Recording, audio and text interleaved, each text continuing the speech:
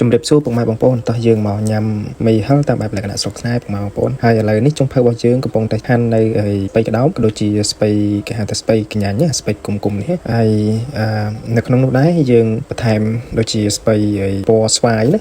ហើយខ្ញុំអត់ដឹងថាស្ពៃហ្នឹងគេហៅថាជាស្ពៃអីដែរអញ្ចឹងបើពុកម៉ែបងប្អូនដឹងជួយខមមិនប្រាប់ខ្ញុំផងហើយហ្នឹងហើយយើងហាន់វាអញ្ចឹងទៅហើយយើងដាក់ត្រាំទឹកនៅក្នុងនេះចានឯរបស់យើងណាហើយយើងអាចត្រាំនៅក្នុងអីក៏បានដែរហើយដាក់ទឹកវាមកល្មមអញ្ចឹងទៅដើម្បីបន្លែយើងវាលាងសម្អាតបានល្អហើយចាំយើងលាងពីទឹកបន្ថែមទៀតដោយសារអ្នកញ៉ាំហ្នឹងច្រើនខ្ទង់7-10នាក់ដែរអញ្ចឹងបាទចុងភៅណាចុងភៅក៏ដូចជាខ្ញុំហ្នឹងក៏ហាន់វាចូលដាក់នៅក្នុងខ្ទះរាងធំអញ្ចឹងទៅហើយនៅក្នុងនោះផងដែរយើងដាក់នេះគេហៅថាផ្សិតណាផ្សិតចង្កឹះយើងហ្នឹងផ្សិតតូចហ្នឹង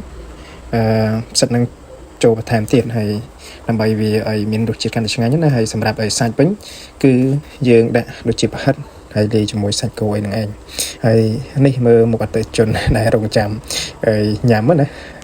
ហ្នឹងហើយសិតតែភ្ញៀវចាំកក់ហើយអញ្ចឹងចុងភៅរបស់យើងក៏ហាន់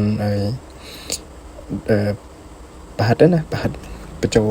ដាក់តាមវាបន្ថែមហើយនៅក្នុងនេះផងដែរនេះបងប្អូនអាចមើលបានតែសិតតែអតិថិជនឥឡូវមីហឹលរបស់យើងចានហើយខ្ញុំដាក់ចានជ័រចេះតែម្ដងមុនគេហើយអូខេអញ្ចឹងមើលទៅតំណងអត់ពុកម៉ែបងប្អូនតាមបែបសុខស្រាយណាអូខេសូមរីករាយញ៉ាំទាំងអស់គ្នាបាទអរគុណ